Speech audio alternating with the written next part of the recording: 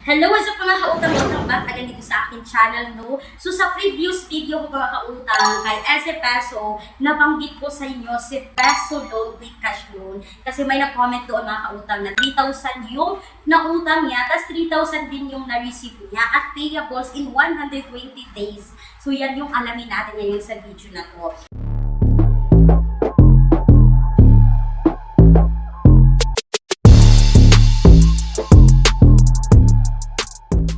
Hindi na natin patatagalin pa si Peso Loan with Cash Loan ay makikita natin sa Google Play Store or sa App Store. Meron ditong 4.7 star at 154,000 reviews na siya sa Google Play Store. So, ibig sabihin nito mga kautang matagal na si Peso Loan with Cash Loan sa Google Play Store.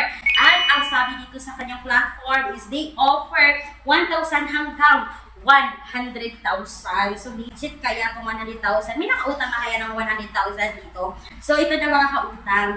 Nagbabasa ako ng reviews dito sa Google Play Store. Pero bago ko yan i-share sa inyo, umutang talaga ako dito kay Peso Loan Quick Cash Loan para makita natin yung 3,000 tas 3,000 ba yung na-receive natin. So, yan yung pag-usapan natin. Kung nag-install at nag-download po ako ng Peso Loan Quick Cash Loan mga kautang, no? At kailangan po nila i-access yung signal, yung location, yung camera, yung data storage, yung calendar, yung battery capacity, network data, kailangan yan i-access ni Peso Loan mga kautang. At you can see ito na, bago up to 100,000.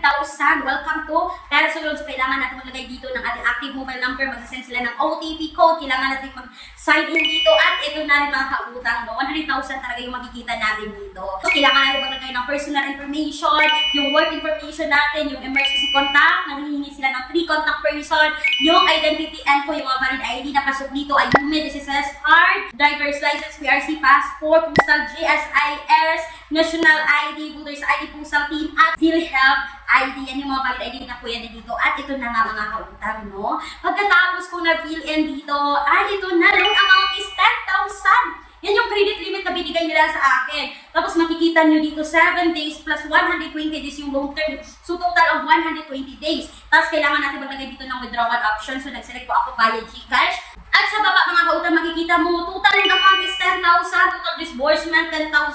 Total installment is 2 per year. Total days is 127 days. At ito na makikita mo sa repayment schedule. First due ko dito mga kautang is 10,246.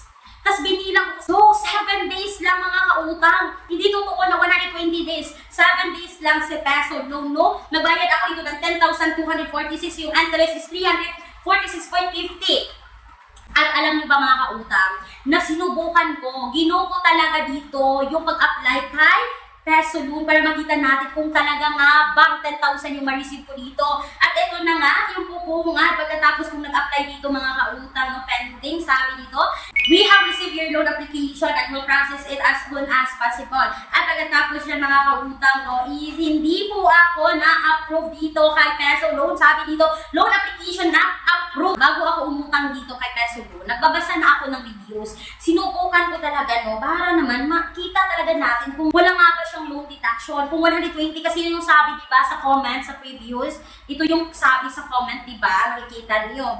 Ito na yung sabi na comment ng mga experience nila dito kay Peso Loan. Sabi dito, yes, this app has fast approval and disbursement, but also misleading and has high interest. Ito pa mga kautang, sabi ng isang commenter, not helping, don't install this app. Laki ng kaltas. 3,500 ni loan ko, 2,975 na lang na-receive ko. Total amount na payment ko dito, 4,158 update. Very high interest na only loan for 3,500.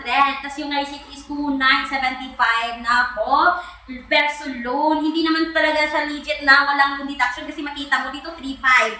Tapos yung na-receive niya is 2,975. So hindi totoo na walang deduction itong si Peso Loan kasi yan yung sabi ng comment dito. So ito mga kautang, no, napaka-helpful talaga na nagbabasa tayo ng mga comment, nagbabasa tayo ng mga reviews. Although mga kautang, huwag kayong maniniwala agad sa mga positive na reviews na makikita niyo. Magkalkal pa kayo mga kautang kasi makikita niyo talaga yung totoong mga reviews sa Google Play Store. Kulang ang budget, ang mahal ng mga bilihin. No problem, may solusyon tayo. Gamit ang isang valid ID, makakautang ka na sa loob ng 10 minutes o mas mabilis pa. Mag-apply ng loan kahit anong oras. kahit gabi o kahit weekends or holiday. Maaaring i-check ang pinned comment sa video na ito, bisitahin ang link at mag-apply na. So, nasa sa inyong mga kamay pa rin ang desisyon dito kay Teso Loan. Pero sa akin, hindi siya recommended mga kautang mo kayo. Huwag nyo na lang subukan. Huwag kayong makasaya ng panahon mga kautang at make sure na do a research kayo para hindi sumakit yung ulo nyo sa mga interest ng mga utangan online. So, huwag nyo kalimutan na maglalagay ako ng mga alternatives sa online loan app na description box or sa comment section ng video na ito. At mga kautang, kung kayo ay employed or self-employed at gusto nyo umutang sa bangko, they offer minimum of 20,000, maximum of 2 million pesos. Is you can message me dito mga kautang para sa karagdagang impormasyon ng utangan na ito. Once again mga kautang, this is Larissa, inyong #1 panakutang. Dahil utang is life. Bye bye bye!